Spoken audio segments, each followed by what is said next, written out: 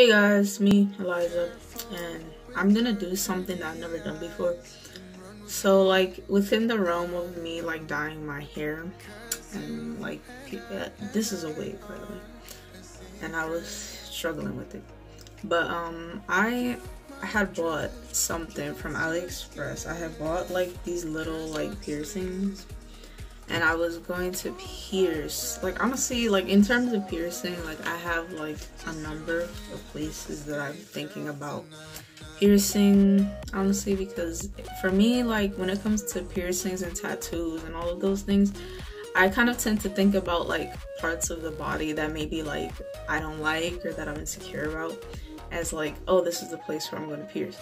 So yeah, like I wanted to pierce like my lip. I kind of wanted to avoid my nose, even though everybody always tells me like, oh, your nose is like perfect for piercing, like you have the perfect nose shape. It's just, I don't know, it's like everybody's doing it, and you know, I don't know. But yeah, I really wanted to pierce my lips. I feel like these are so small. I was actually like so like weirdly depressed when I saw them, because I was like, they're so tiny, like what am I gonna do with them? And then I had like this mental breakdown about it, and I was like, oh, I need to like send them back or whatever. But it's like, my ears, hello, I don't know, I seem to like forgot that like I have ears, and like I have the generic, like obviously I have these little pearls in here. Side note, does anybody else just like despise these kinds of earrings? Like I know that sounds stupid because these are just like regular earrings, but like I used to like never like even think about like dangly, like those big dangly earrings. And then when I started wearing them, I liked them a lot more than these. I don't know why, but I feel like these just make me look like weird. I really like it's okay with like the wig and the makeup and everything. It kind of like, I did like a classy like kind of look, so it kind of goes together. But like, I don't know, in general, I really just don't like these. I don't know why. And I have here, you can see these are like the needle, like the actual piercing. Do not like come for me that I'm like using like a sewing needle. Like I actually bought like the piercing needle.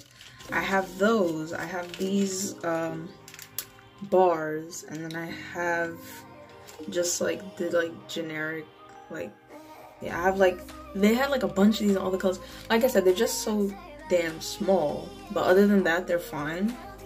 So that's why I'm gonna just put them here. So I'm gonna try to explain like the process of me doing this without it. I'm gonna try to go like in order, because I'm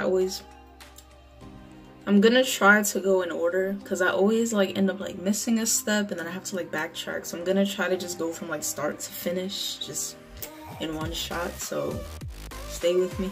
Please put the blocker or stopper in your sink or whatever, because like, you don't want like all these like little things to fall down there. Like the last thing you want is like, oh, I got it, everything's great, and then you're just like, stuff is going. So you also want to clean obviously your ears, because like duh, you don't want to push bacteria in there. I already did all that. And you can use like alcohol. You don't have to necessarily like scrub them with soap, especially if you already like take a shower or whatever. Just try to like wipe some stuff off before you start. And then you're gonna want to kind of like numb the area. So I have this, which I used also for my tattoos, because this, I don't know how to describe it. It's kind of it just has that numbing effect like by itself. It's obviously not very strong. I feel like you probably don't need like the most numbing thing in the world, in like the universe. You probably just need like, just for some of the pain to just be a little less, because it's really not going to be that painful. And then I'm going to take my actual phone now, and I'm just going to turn the flash on. What you want to do is you want to put the light behind your ear. Can't really see it in the camera, but you're going to see like veins and things. So what you want to do is, for me, the piercing is probably going to be a lot closer to the edge, so I probably might not even need to do this, but I'm still gonna do it anyway. You're gonna avoid any veinage that you see, and then you're gonna take like a pen, just something, and what you're gonna do is you're gonna mark the spot where you don't see any veins, and that's where you're going to put the needle. Okay, so kind of hard to tell, but I have 3 little marks that I made. So I'm gonna do 3. Obviously, I don't have to do them all. you have to kind of know your body and know like your pain tolerance. If you don't think you can do more than one, if you're like starting and you're like, oh, this hurts, like I don't think I can even finish one, like just like know yourself, understand that. Don't like force anything. Don't be like, oh, I bought the stuff and you know I spent money, so now I have to do this. I can't go somewhere else to do it. If you really think you have to go somewhere professional to do it, just go. Like, all right, I don't know if you can see that, but oh, you can kind of see it's hollow, and that's the main thing that people talk about all the time with these. You want to make sure that these are hollow. That's the reason why you want to buy the piercing ones specifically, because the other ones are terrible, like those clicky machines, because they use like blunt force trauma, which is not good for like any part of your body. And these ones are better because they remove the flesh, almost, if you want to say it like that. So there's less pain, there's less irritation. This is why they heal better.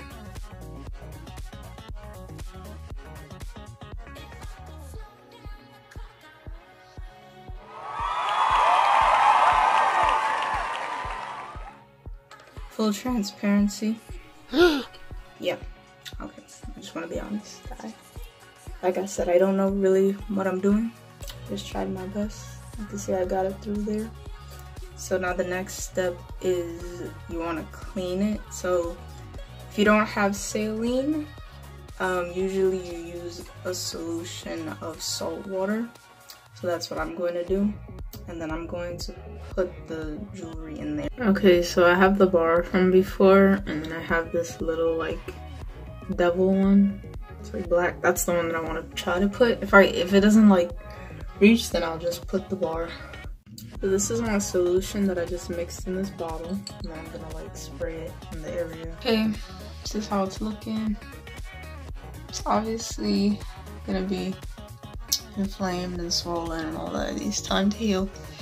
So like I said, I have the salt solution in the little bottle, so I'm gonna just spray that over the next I think probably 4 to 6 weeks. These things usually need like about 2 months, I think, to heal. So if you're gonna do this, just don't expect like it's gonna be all like, oh, I did it, and then like it's gonna heal like a cut. It's gonna need some time. Try to avoid like sleeping on the side.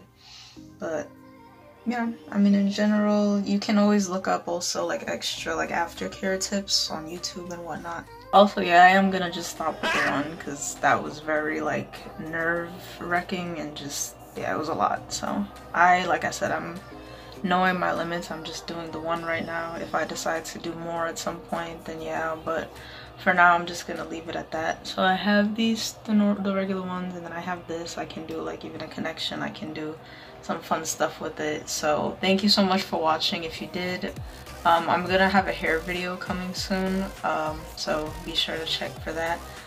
Give me a like, subscribe, do all of that, and I'll see you guys in my next video. Bye.